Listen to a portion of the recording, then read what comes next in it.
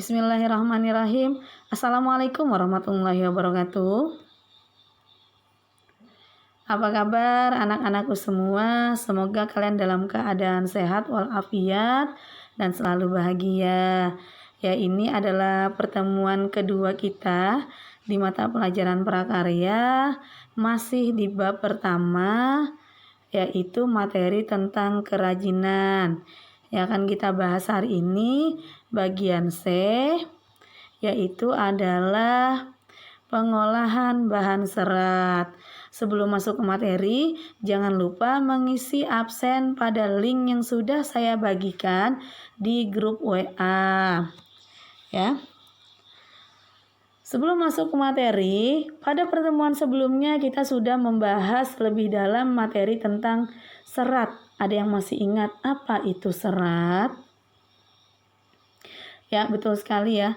Serat ini berasal dari bahasa Inggris, fiber.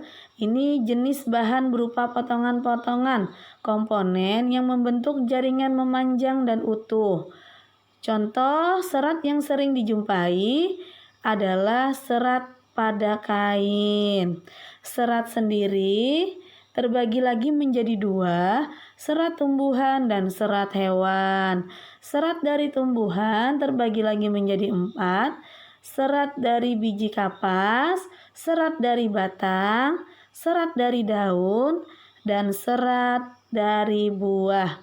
Sedangkan serat dari hewan terbagi lagi menjadi 2, stapel dan filamen. Stapel yang bisa berasal dari bulu domba itu adalah bahan baku untuk membuat benang wol, sedangkan filamen ini yang berasal dari ulat sutra. Ya, jadi yang hari ini, tujuan pembelajaran kita hari ini yang pertama adalah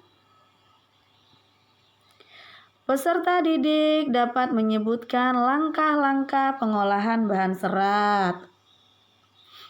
Yang kedua, peserta didik dapat menjelaskan pengertian teknik dasar kerajinan tekstil. Yang ketiga, peserta didik dapat menyebutkan teknik-teknik dasar keterampilan kerajinan tekstil. Dan yang keempat, peserta didik dapat menjelaskan syarat-syarat perancangan benda kerajinan. Kita masuk ke materi ya. Pengolahan bahan serat. Sebelum membuat produk kerajinan, tentunya perajin harus melakukan proses pengolahan terhadap bahan tekstil.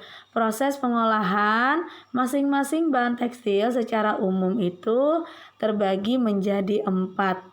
Jadi ada langkah-langkah dalam pengolahan bahan serat. Jadi yang pertama, pemintalan benang. Pemintalan benang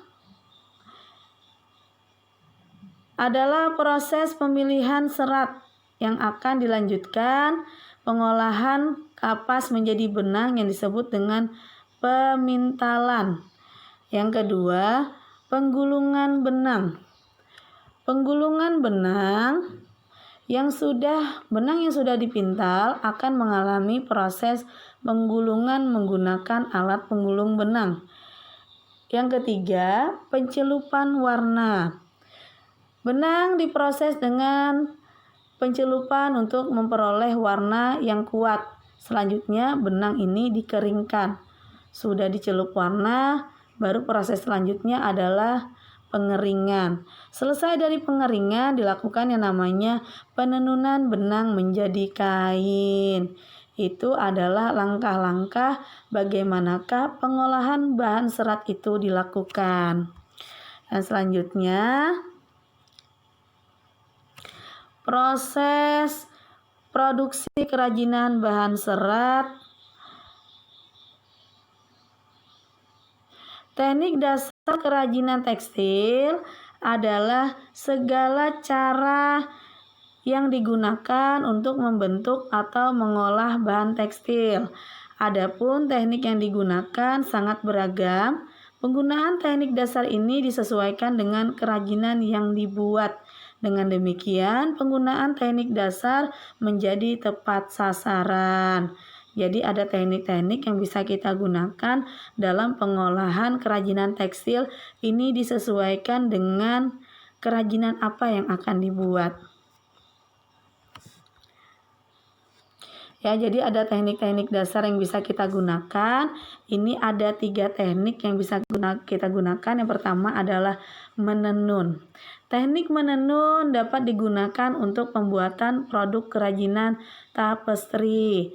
Menenun menggunakan alat spatram atau bingkai yang direntangkan benang-benang lungsi sebagai jalur jalannya benang tenunan atau pakan. Itu teknik yang pertama.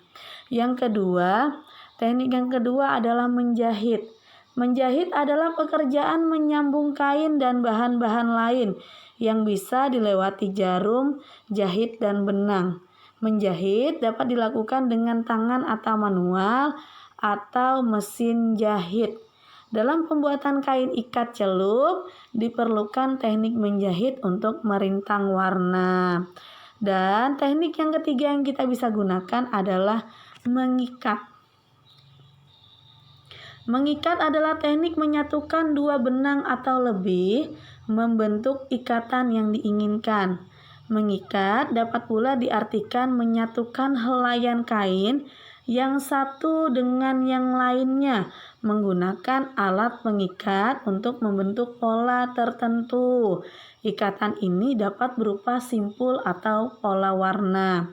Contohnya kalau misalnya di teknik mengikat ini adalah dalam pembuatan tas makram atau tali kur. Nah, untuk yang pembuatan yang bahannya menggunakan tali kur, ini ada teknik-teknik yang bisa digunakan. Ada teknik dasar mengikat yang pertama, dan ada teknik-teknik untuk membuat pola, misalnya pola kupu-kupu, halilintar, dan lain sebagainya. Itu ada teknik-tekniknya. Dan yang selanjutnya adalah produk dan proses kerajinan.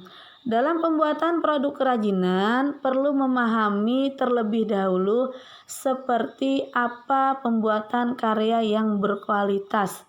Maka, dalam proses penciptaannya harus mengacu pada persyaratan. Adapun persyaratan perancangan benda kerajinan ini sebagai berikut terbagi menjadi 5. Yang pertama ada yang namanya kegunaan. Benda kerajinan harus mengutamakan nilai praktis. Itu yang pertama yang berhubungan dengan kegunaan, yaitu dapat digunakan sesuai dengan fungsi dan kebutuhannya. Contohnya, dalam pembuatan mangkuk ini digunakan untuk apa? Contohnya untuk wadah sayur, untuk makan. Nah, itu adalah kegunaan. Yang kedua, kenyamanan. Kenyamanan comfortable. Benda kerajinan harus menyenangkan dan memberikan kenyamanan bagi pemakainya. Contohnya, cangkir ada desain pegangannya. Untuk apa pegangannya? Misalnya ketika kita minum teh, nah pegangannya ini berfungsi untuk melindungi tangan kita dari panasnya cangkir. Jadi kan ada pegangannya tersebut. Nah, ini fungsinya untuk mempermudah kita saat minum. Dan yang ketiga, keluasan atau flexibility. Benda kerajinan harus memiliki keserasian antara bentuk dan wujud benda dengan nilai gunanya. Contohnya, sepatu sesuai dengan anatomi dan ukuran kaki. Baju sesuai dengan ukuran badan. Nah, itu yang berhubungan dengan keluasan, yaitu keserasian antara bentuk dan wujud benda dengan nilai gunanya. Yang keempat, keamanan. Benda kerajinan tidak boleh membahayakan pemakainya. Contohnya, piring dari serat kelapa harus mempertimbangkan komposisi zat pelapis atau pewarna yang dipakai agar tidak berbahaya jika digunakan sebagai wadah makanan.